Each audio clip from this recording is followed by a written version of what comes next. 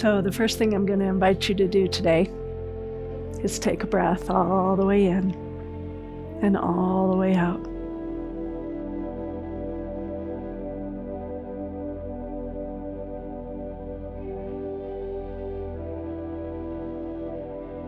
And we'll be spending the next 15 minutes coming together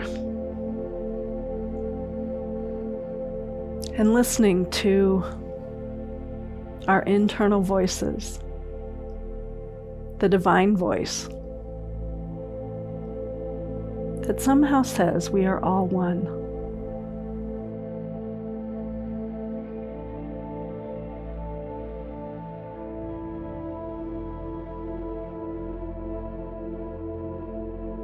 So taking the breath in,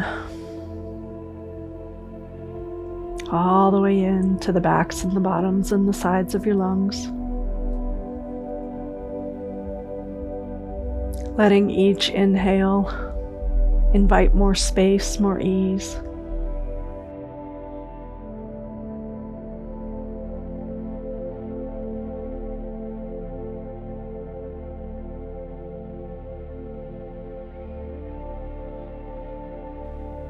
Each exhale, letting go of something that maybe isn't working quite right now, or is an old habit. And following your breath into the belly, into your low back.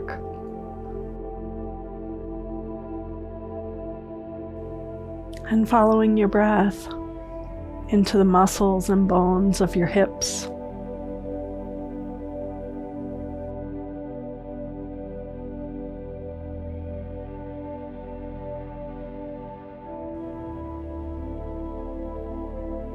And noticing what happens as you invite breath into other parts of your body. And noticing your breath moving into your legs and your knees.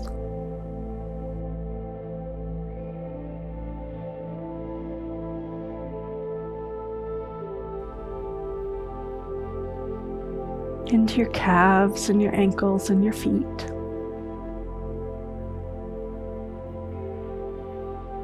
Noticing the breath moving into your shoulders, your shoulder blades.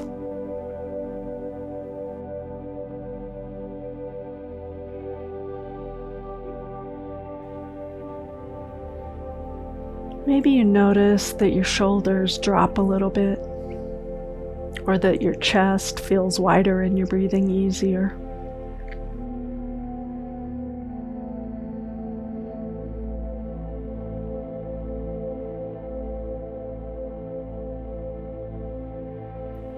Notice the breath moving into your arms and your hands and your fingertips.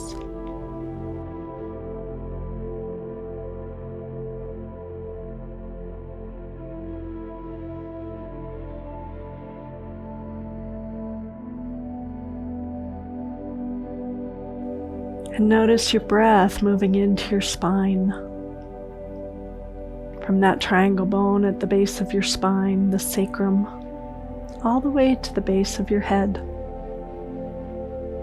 letting all the nerve endings breathe as well.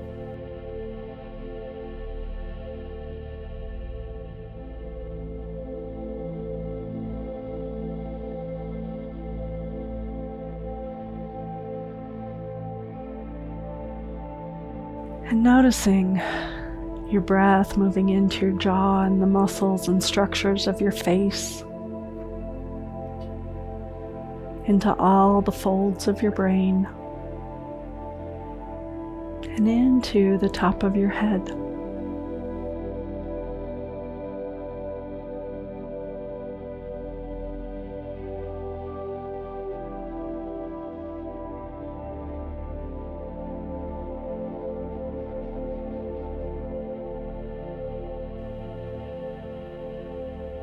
Noticing your breath moving from your bone marrow to your skin,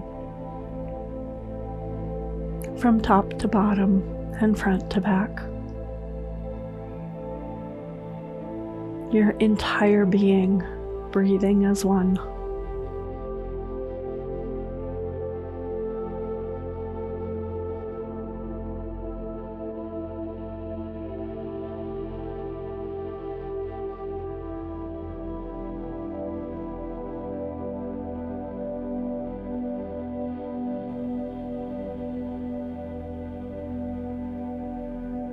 And noticing, just as if we were sitting in community in a circle together,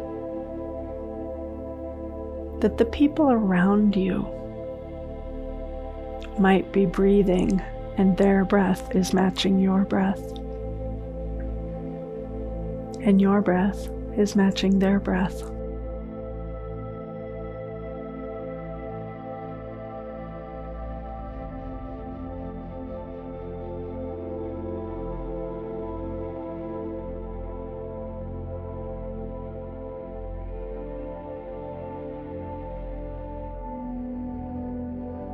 And so from here,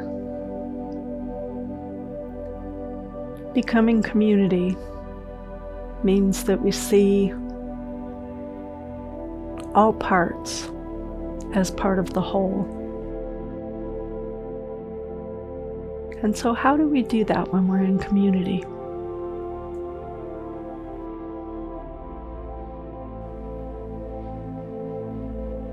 First thing I want you to do right now is picture somebody older than you. And maybe you feel a little bit of a disconnect because you feel like there's nothing you have in common.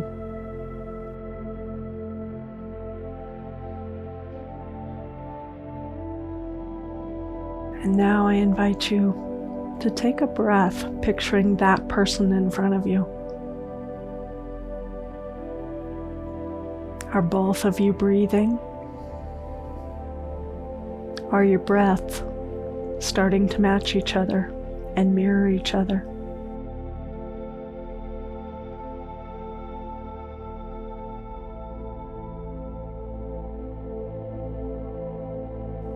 And so take note of what you notice. And moving on to the next. So the second part, I invite you to picture somebody much younger than you. Again, maybe you feel like you have nothing in common with them. And so I invite you to put your hands on your heart and picture that much younger person in front of you. Can you tune into their heart and feel their heartbeat?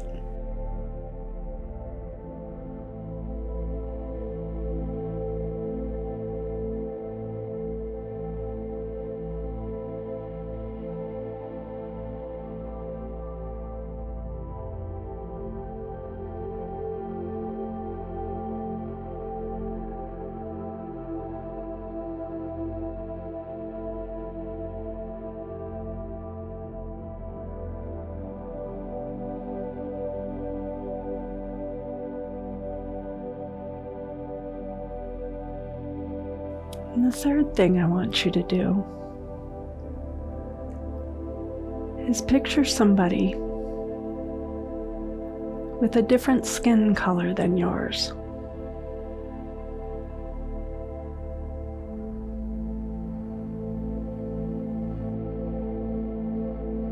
And as you feel that person show up, you see that person, you experience that person, I invite you to hold out your hands and really look at your hands. And taking the breath all the way in and all the way out. And now picture that person's hands. That person with a different kind of skin than yours. And picture their hands.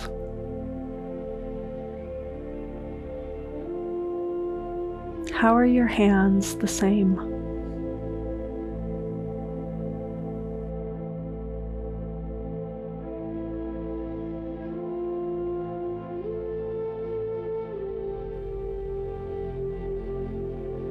And simply notice how those hands, all four of your hands, are exactly the same.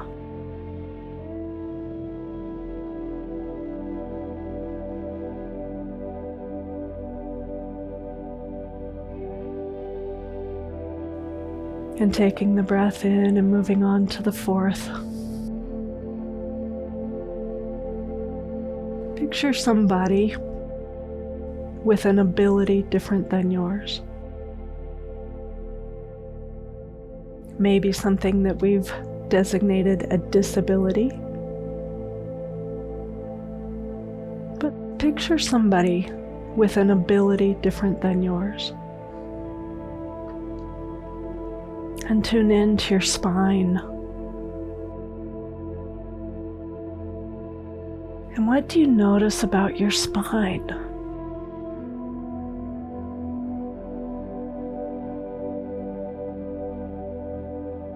Generally speaking, we have 7 vertebrae in our neck, 12 in our thoracic spine, and 5 lumbar vertebrae.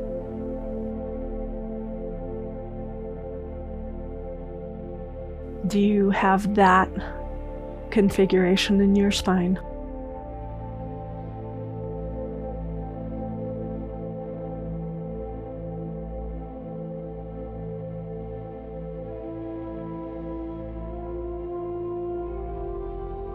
And taking the breath and putting your attention on the person with an other ability. Do you think their spine has 7 cervical vertebrae, 12 thoracic vertebrae, and 5 lumbar vertebrae? Chances are high.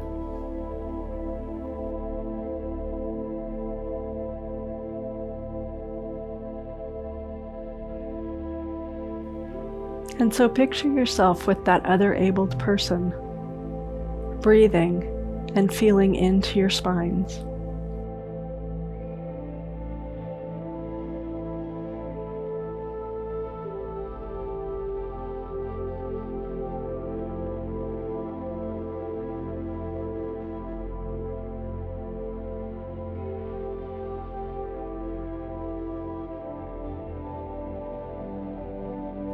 And I invite you now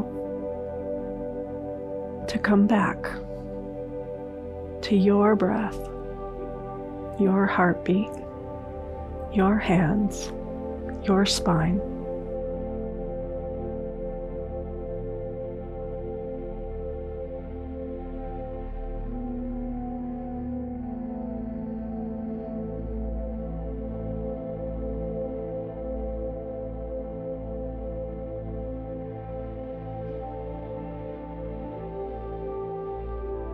Taking that breath all the way in and all the way out.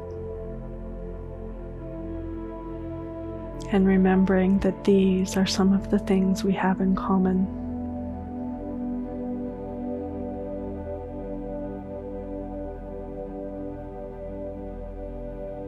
So enjoy this time being with the commonalities.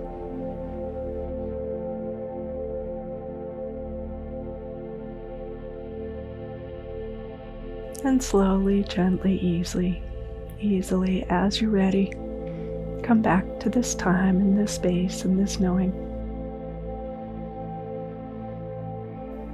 Right here and right now.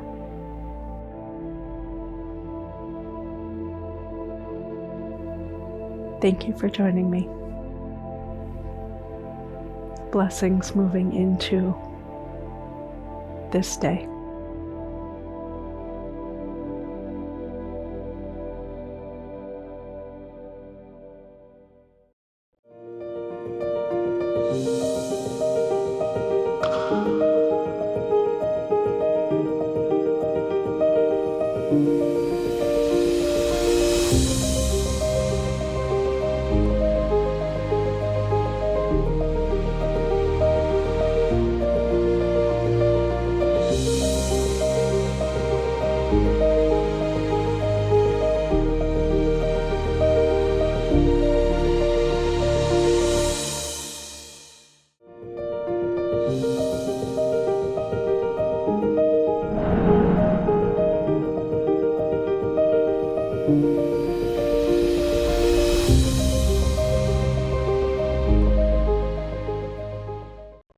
join us this Christmas Eve at 7 p.m. for a festive Spiritual Soundscapes Christmas presentation, concluding with a special candle lighting experience guided by your very own Reverend Laura Hallett.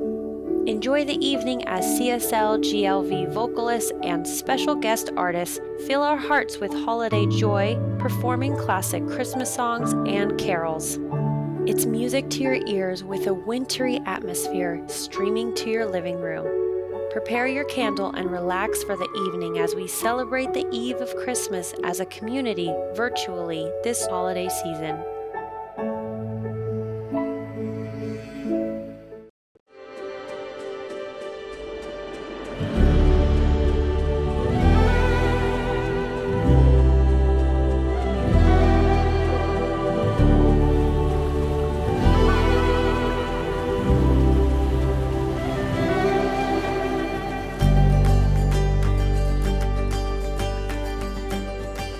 This is Center for Spiritual Living, Greater Las Vegas. At CSL Greater Las Vegas, it is our mission to inspire spiritual discovery through community connection, exploration, and celebration. This mission supports the all-inclusive vision of Centers for Spiritual Living worldwide, in which we envision a world that works for everyone and all of creation.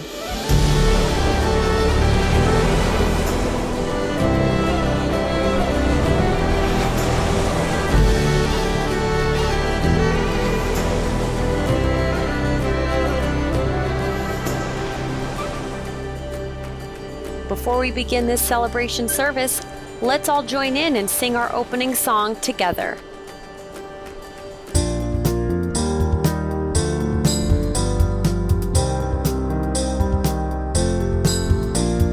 Deck the halls with boughs of holly, fa la la la la la la la la. 'Tis the season to be jolly, fa la la la la.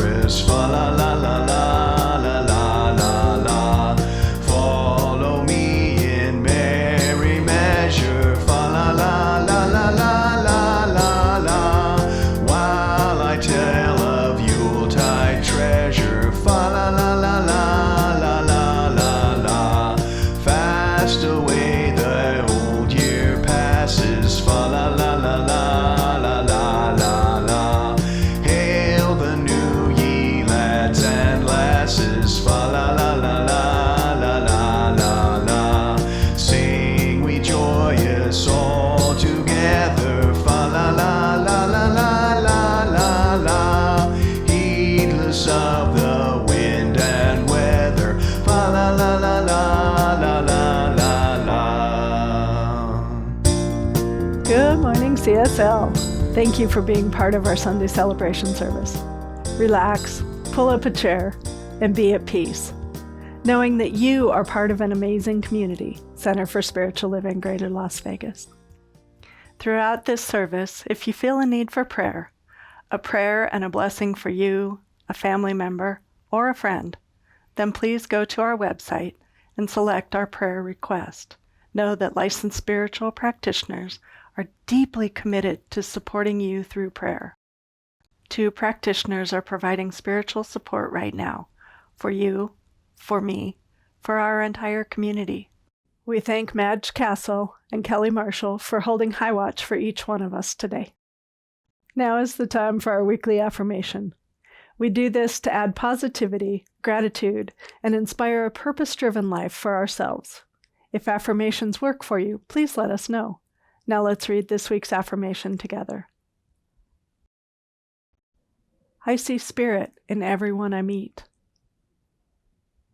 I see spirit in everyone I meet.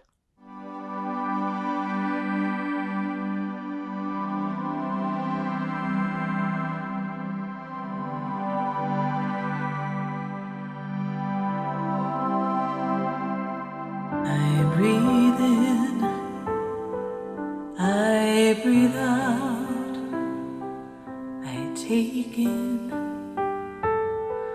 I give out, I let love, I let go, I release, and I know I forgive, I receive, I can feel, I believe, I am healed, I am whole, I release, and I know.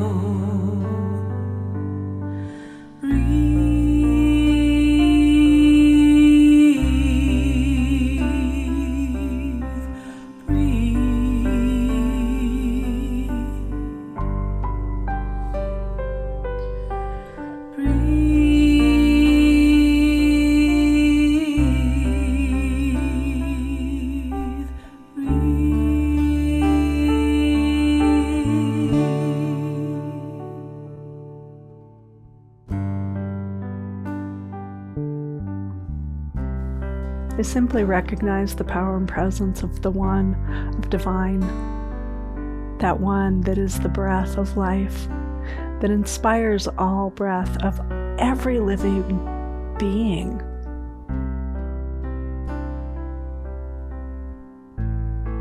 And so, in that circle of oneness, your breath, my breath, divine breath, the same breath, we simply know that this time together, the sacred yes unfolds in the perfection, guided by that breath, guided by that oneness, guided by the inspiration of community, and letting everything fold into the place it's supposed to be. We find that our breath is easier, and our breath is also more communal. And so with deepest gratitude for this remembering, for this time, for this sacred appointment, I simply let this go, knowing that this oneness of breath, this oneness of inspiration, is truly who and what we are in this and every moment. And surrendering into that, letting go of that, knowing that that is always my truth. I simply invite you to say with me, and so it is.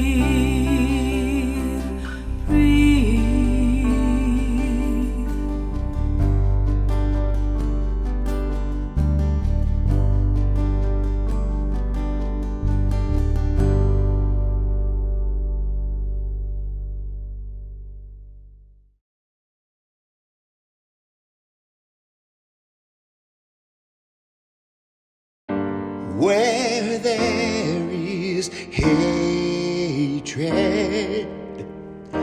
let me sow love.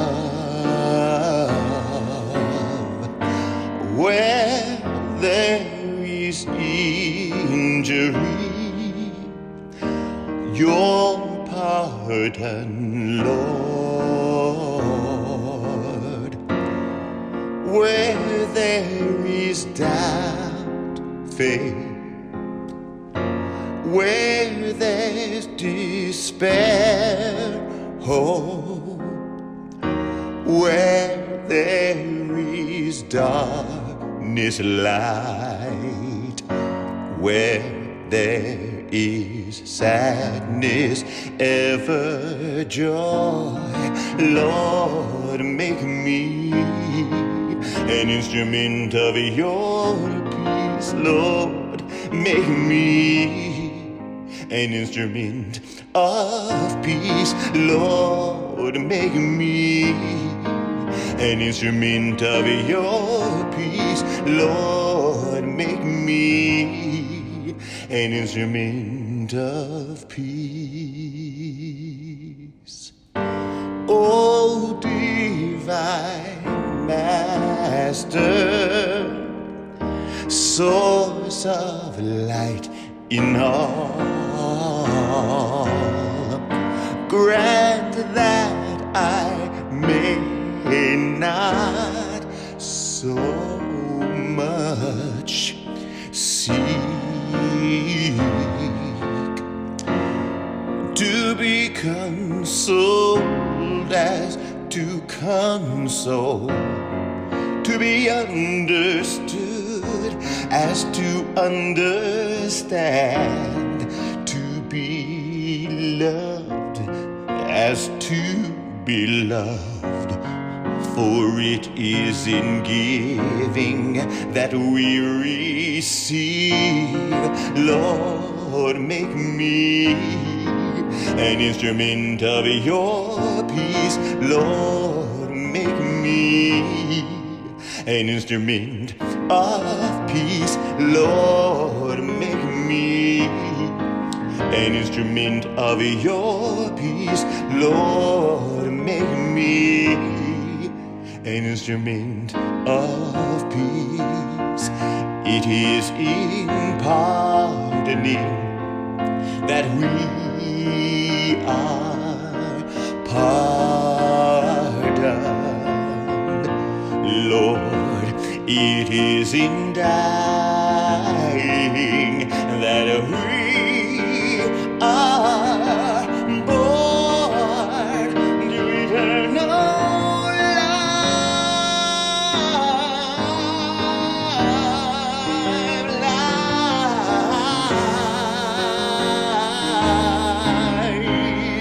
Yes, Lord, make me an instrument of your peace.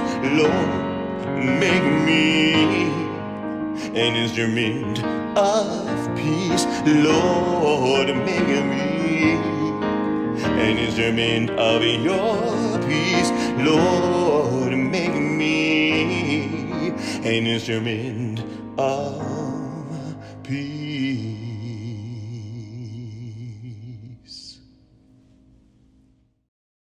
Well, good morning, everyone, and welcome to Center for Spiritual Living Greater Las Vegas' Sunday morning celebration.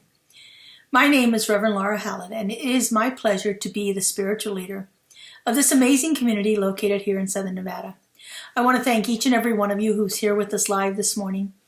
If you would, just take a moment and check in on our YouTube chat. We'd love to be able to greet you personally this morning.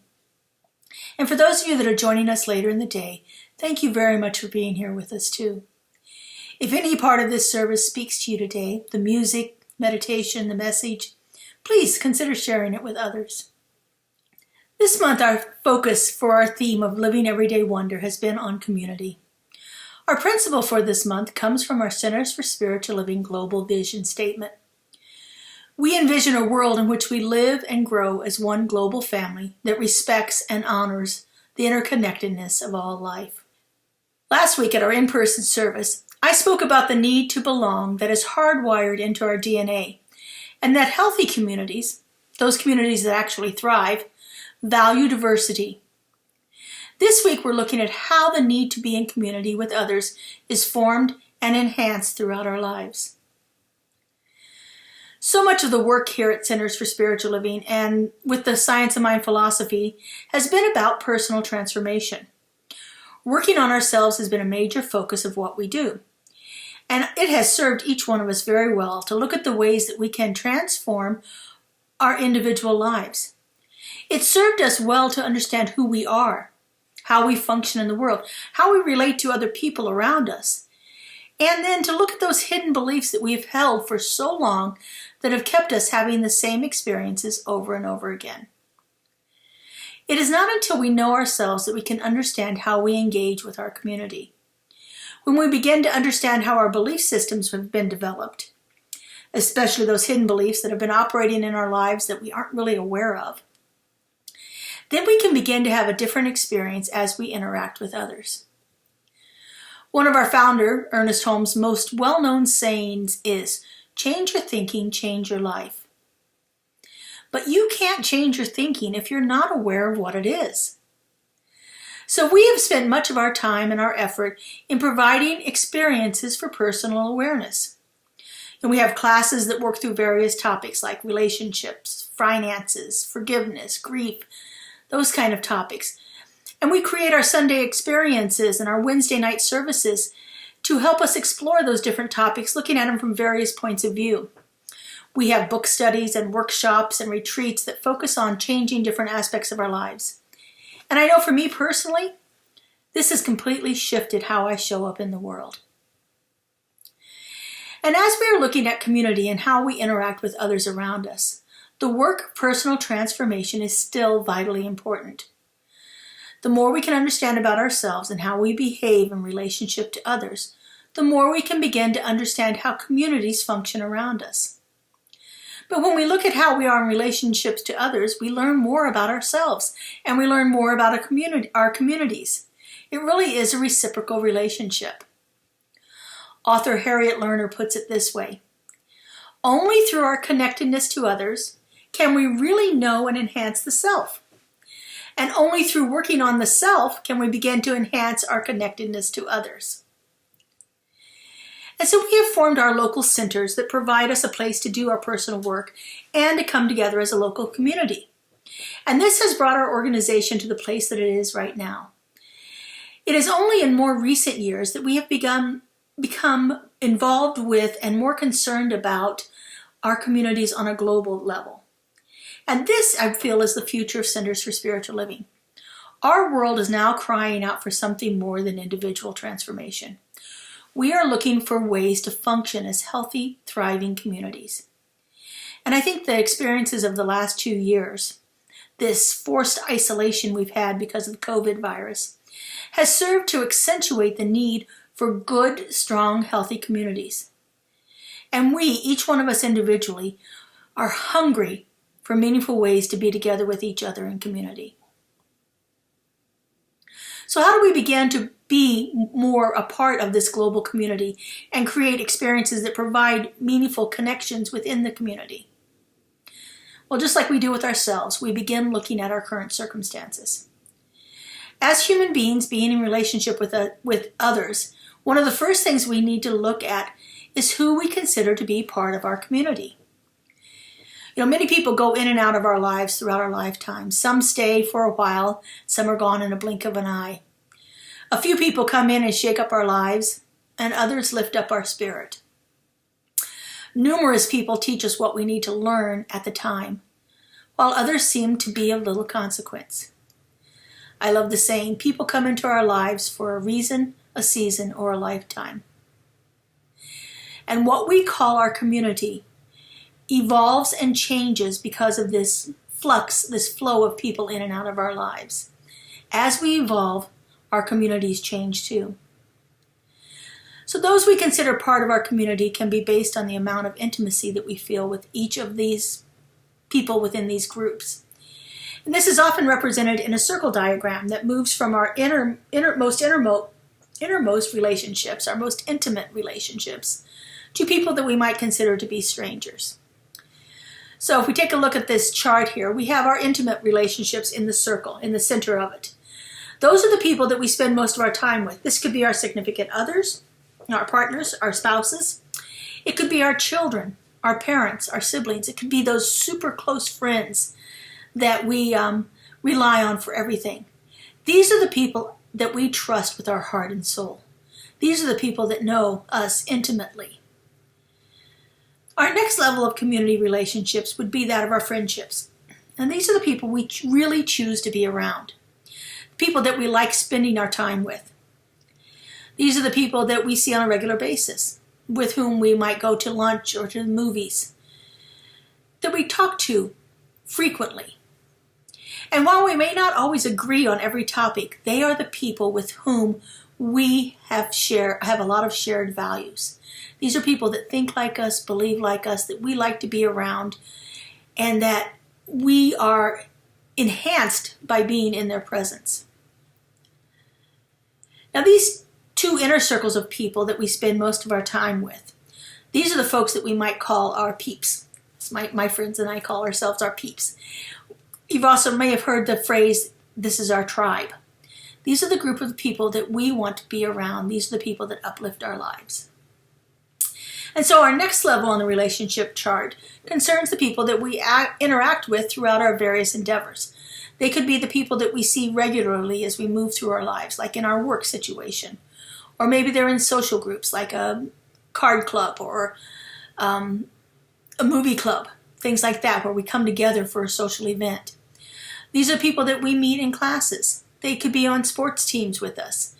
These are the folks that are important to our social life, to our career, and to many of our regular daily, weekly, monthly activities that we do. And moving further away from the center of the chart, we have the people that we have a paid relationship with.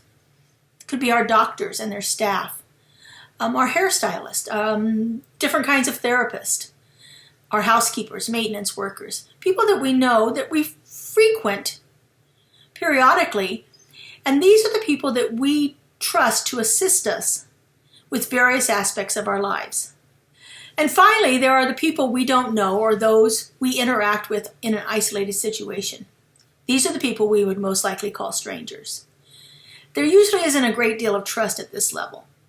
These aren't the people that we know much about.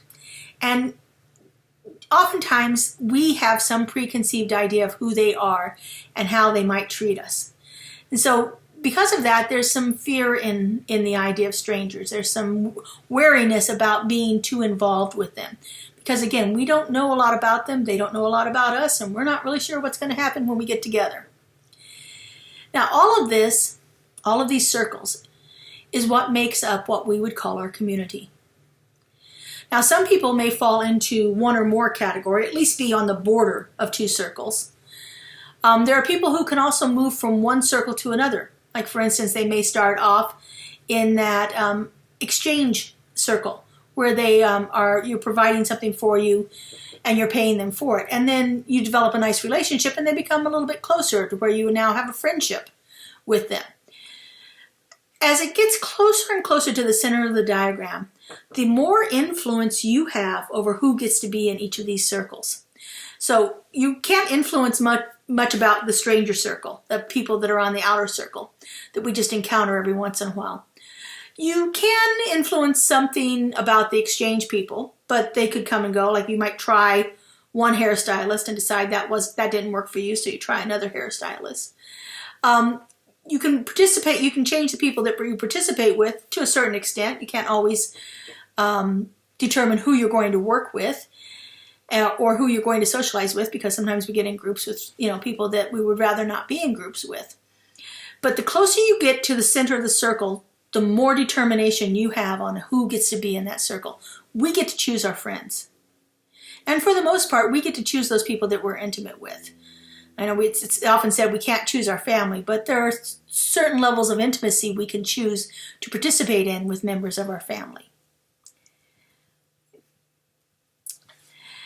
So if this is our community, how do we build a stronger, more healthy, more thriving community around us? Well, I've already spoken about the need for personal transformation as it pertains to community development. But what else needs to be done here? Well, one of the things we can begin to look at is the language that we use when we are in community with other people. Words are powerful, and their subtle nuances of meaning can have a great impact on how we see others. Often we aren't even aware of the magnitude of the meaning of simple words. And then something will happen and will shift us. Early on in my journey through this learning of the philosophy that we practice here, the science of mind, I was experiencing some health challenges. And so I was at the chiropractor's office one day, and as she began her work on me, she asked me how I was doing. And I said, "Oh, I'm okay." I said, "But my lupus has flared up." And she looked me dead in the eye and she said, "The lupus." Honestly, this was shocking to me. In that simple exchange of a 2-letter word, my, for a 3-letter word, the, brought a whole new awareness to how much I was embodying and embracing that illness in my life. I realized my simple 2-letter word, my, meant I was totally owning that. Words really have power. Words have the power to build, and they have the power to destroy. We can become more inclusive by choosing our words carefully. And we can alienate and divide ourselves from others through the words that we choose to use. For a while in our country, people were trying to choose words that they used so that they would not offend anybody else. We call this being politically correct. And then for a while, politically correct became a thing to denigrate, a thing to put down. It honestly has nothing to do with politically or politics. But I think it has to do with our intent. I think the question that we need to ask ourselves when we're faced with these situations is this: are the words I'm using building relationship or destroying it? It really isn't a matter of having to know all the right words and the current terminology and that whole alphabet soup of abbreviations and the proper pronouns. It's about intention. Is my intention to connect or to divide? So let's take an example here of the pronoun they when it's being used to refer to a singular person. There's been a lot of controversy about that in recent years. In 2018, the Oxford Dictionary added they as a singular pronoun. It's come to be used for people who don't identify as completely male or female. And people have had a reaction to this, and most often they say, well, it just doesn't work with my grammar. My grammar won't let me do this. They is plural, so I can't say, I can't get the verb tense and the pronoun to match, so it bothers me. And so we go through this whole diatribe of how I can't use this word because I can't use it in that sentence because they refers to more than one person. But the truth is, we have been using they as a singular person forever.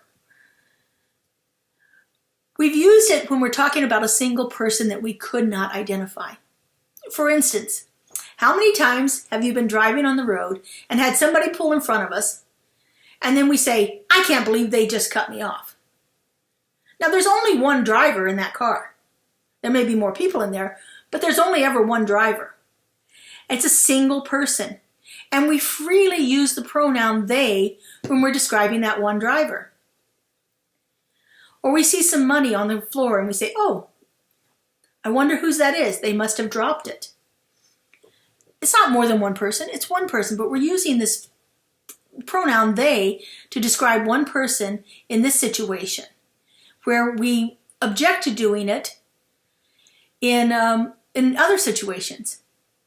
I think we can all agree that the reluctance to use the pronoun they to describe one person who doesn't identify as completely male or female has a lot more to do about our feelings around gender non-conforming people than it ever had to do about using the correct grammar. But when we refuse to identify people correctly, we alienate them. When we choose to use archaic terms to describe certain groups of people, we alienate them. When we only use the masculine pronouns in our writing, or we only see them in books that have been written in the past, we alienate half the population. Our words matter. Words have power. That old adage about sticks and stones is so far from ever being true. Words have power. They have the power to build up or to tear down. And so when we're building community, it is very important that we are conscious about the language we choose to use. Now, last week I spoke about the quality of the questions we can ask and how shifting our questions can take us out of victim consciousness.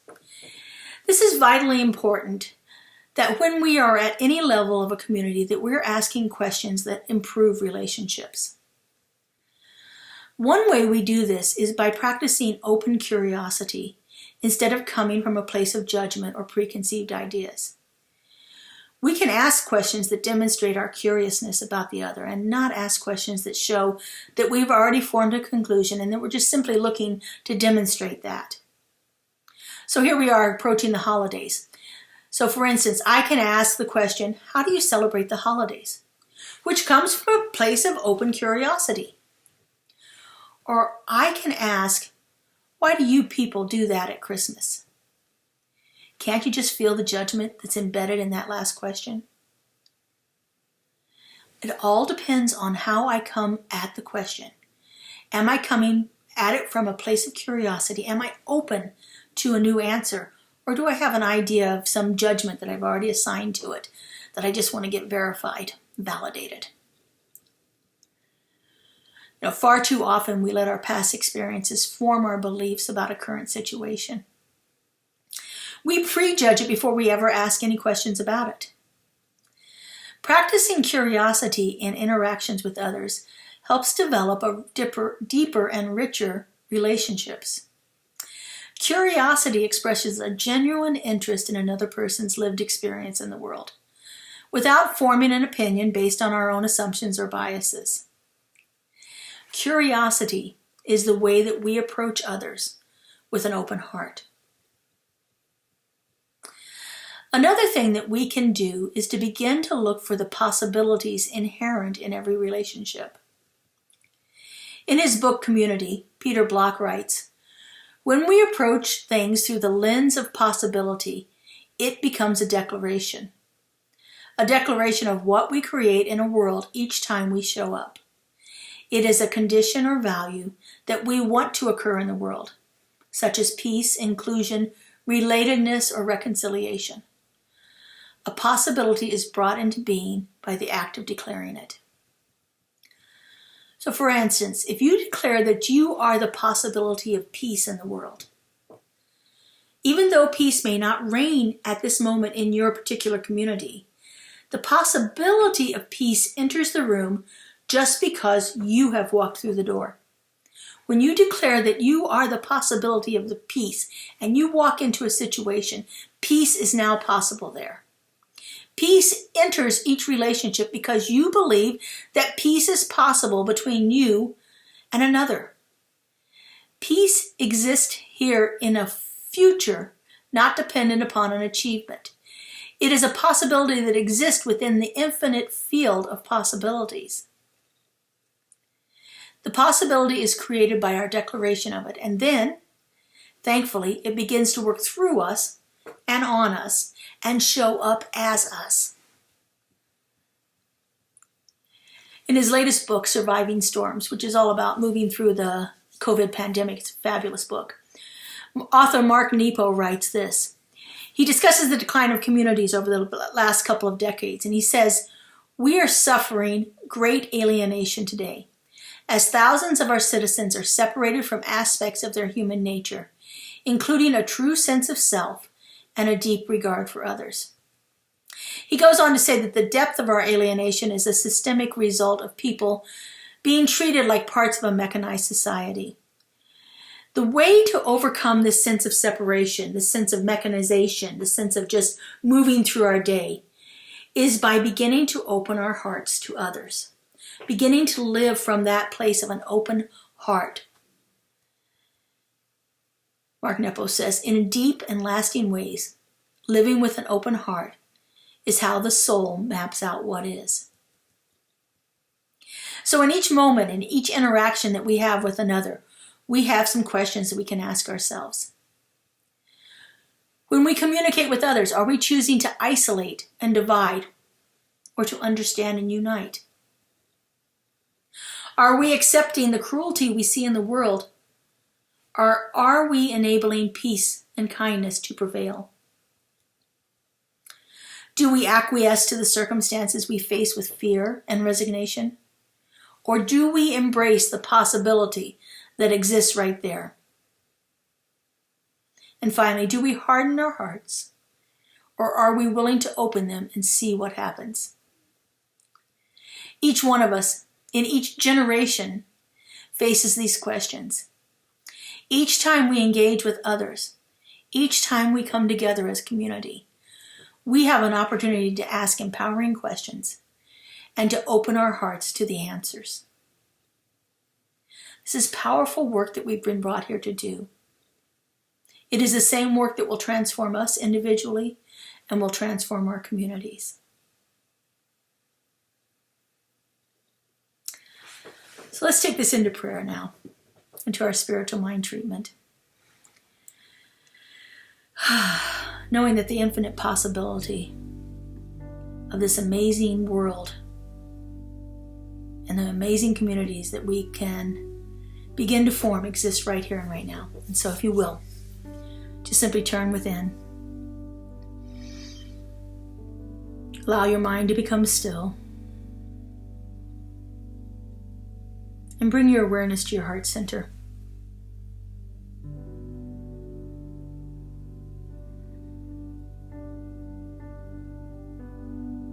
And I know that my heart center, my place of connection, my place of deep abiding peace, is felt right within the center of my being. And I know that from this place, I feel that connection with the One. That one all-pervading presence, that one creative love intelligence that has brought forth everything into existence. That one that from the very beginning, through its own essence, with its own energy, brought forth everything into existence. All that has ever been, all that is yet to be, is simply an emanation, a perfect creation of the One. And because I know that there is only one, I know that I am one with it. All that I am, all that I could ever be, is that divine essence of the One.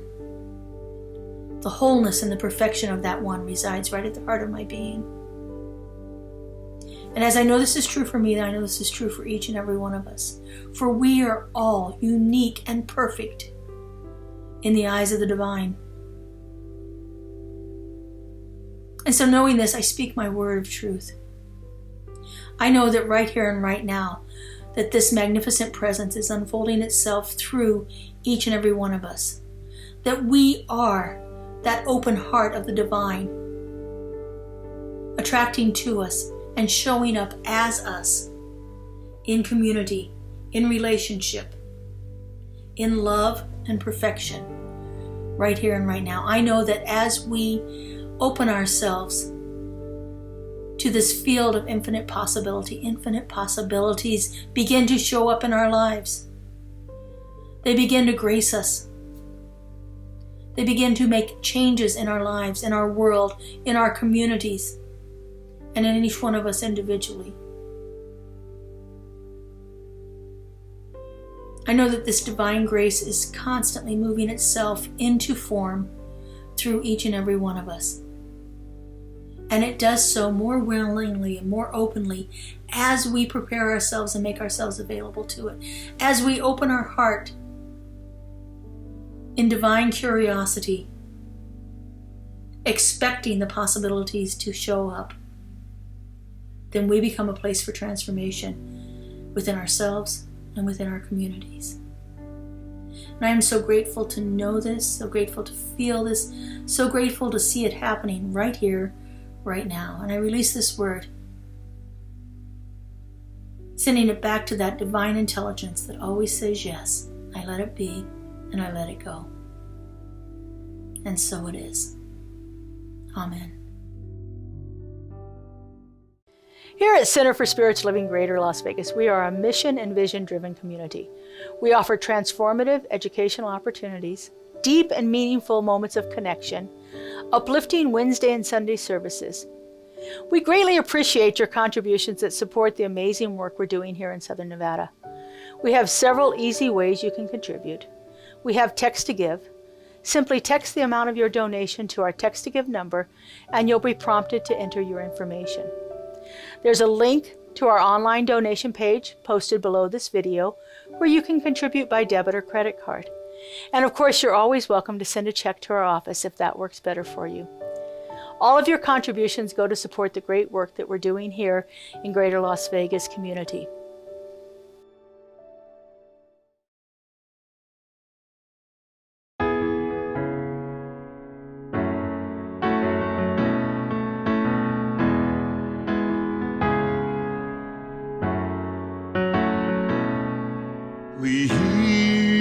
Use me, oh God, I stand for you, and here I'll abide as you show me all that I must do.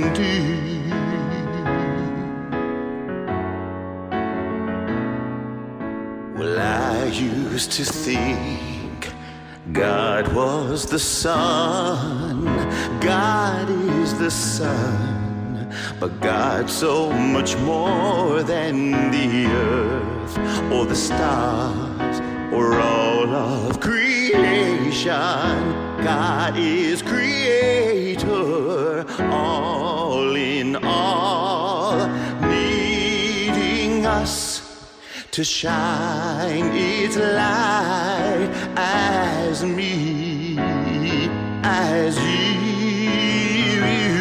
so use me, oh God, I stand for you, and here I'll abide as you show me all that I must do.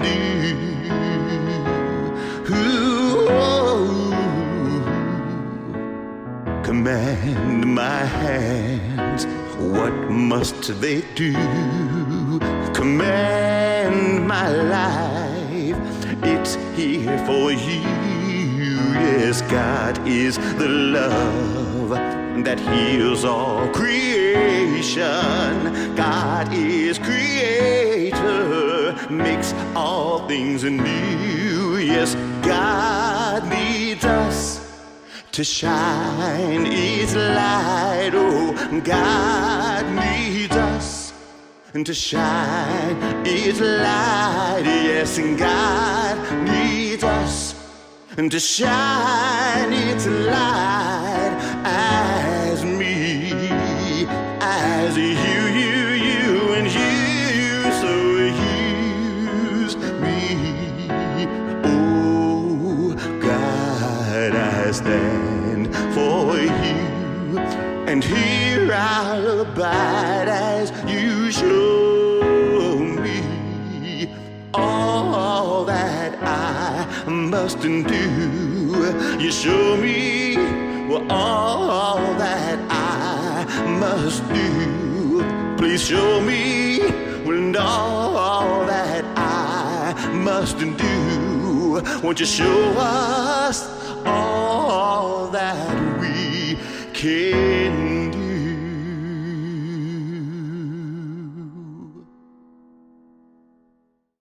If today's music made you smile or get up and dance, please show our musical guests some appreciation in the comments. And we want to let you know that your contributions are so significant to us. We could not do what we do each week without your love and support. Center for Spiritual Living Greater Las Vegas continues to provide enriching services, transformative classes, and powerful opportunities for connection within our community. Be sure to watch the announcements at the end of today's service for what's coming up in the weeks ahead. Now let's join together in a closing song before our benediction. I am letting go of the things that no longer serve me. As I'm letting go, God's revealed and I am whole. I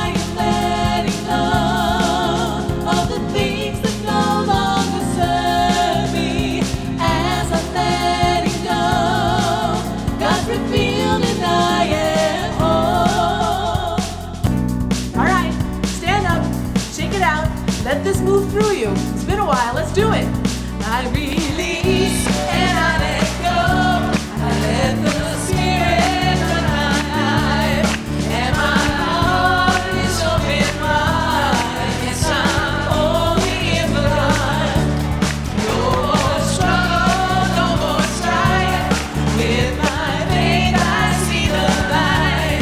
I am free in the Spirit. Yes, I'm only here for God. I release and I let go.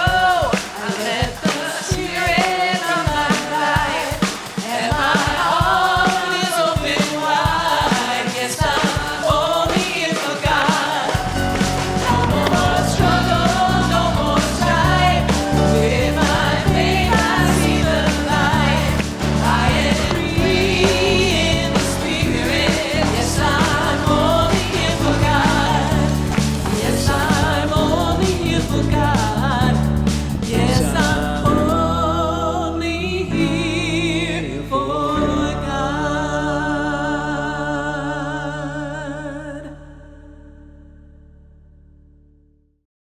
So just a few brief announcements before we close out this morning.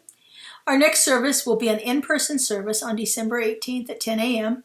We have secured a clubhouse on West Wigwam Avenue, it's 1 block west of Las Vegas Boulevard, to have our service. And so we'll be able to have an indoor seating, and we'll have some fellowship afterwards with some cookie and coffee and things like that.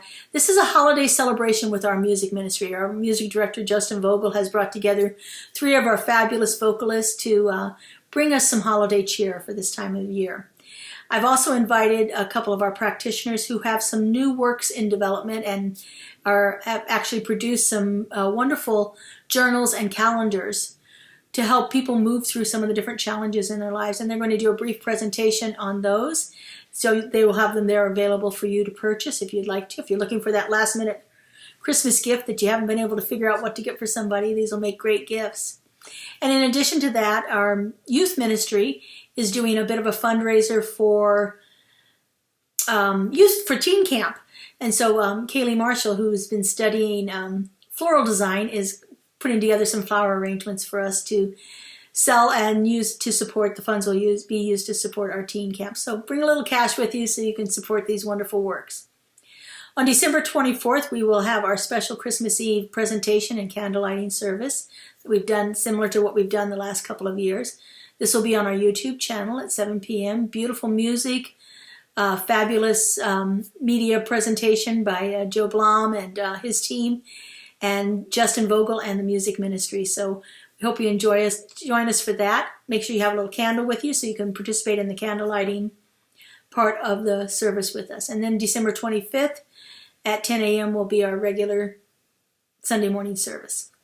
In January, we have a few things happening. We have on January 22nd, we'll be doing a new member orientation for those of you that are interested in membership with our community. We'll talk a little bit about that. It'll be about 90 minutes online. You'll be receiving more information about that as the time gets closer. And on January 29th, practitioner Kelly Marshall is doing her vision board workshop.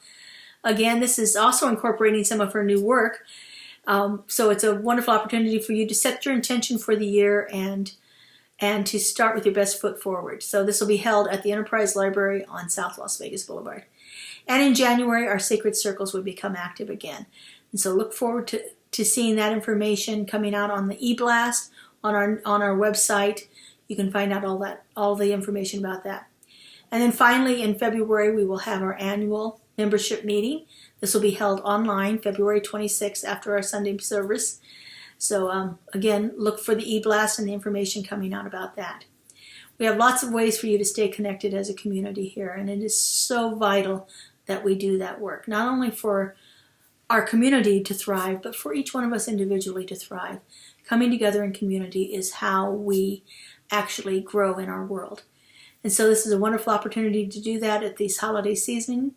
So I hope you all have a wonderful week, and we look forward to seeing you on December 18th. Have a great week, everyone. Bye-bye.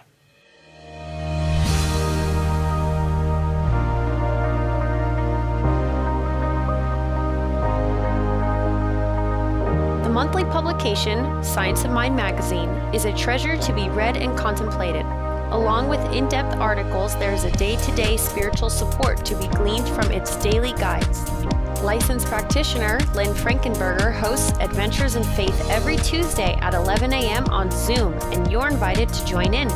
This is a weekly group discussion that focuses on those daily guides and how to apply them. Check Facebook and our weekly newsletter for more details.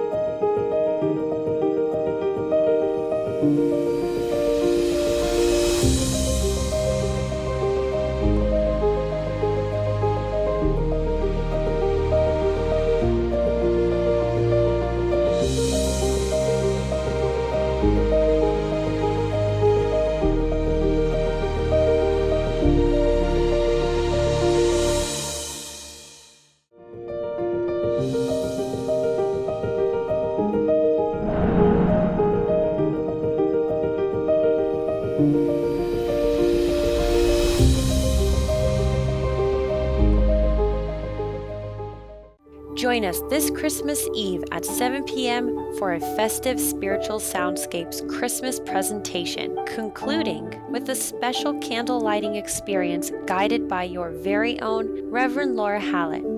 Enjoy the evening as CSLGLV vocalists and special guest artists fill our hearts with holiday joy, performing classic Christmas songs and carols. It's music to your ears with a wintry atmosphere streaming to your living room. Prepare your candle and relax for the evening as we celebrate the eve of Christmas as a community virtually this holiday season. CSL Greater Las Vegas brings you much of your favorite spiritual music every Friday at 7 p.m. with Spiritual Soundscapes. Enjoy performances from CSLGLV vocalists along with special guest singers. It's music for your soul. Subscribe to the CSLGLV YouTube channel to get a convenient link sent to you for each musical performance. At CSL Greater Las Vegas, it is our mission to inspire spiritual discovery through community connection, exploration, and celebration. This mission supports the all-inclusive vision of Centers for Spiritual Living worldwide, in which we envision a world that works for everyone and all of creation.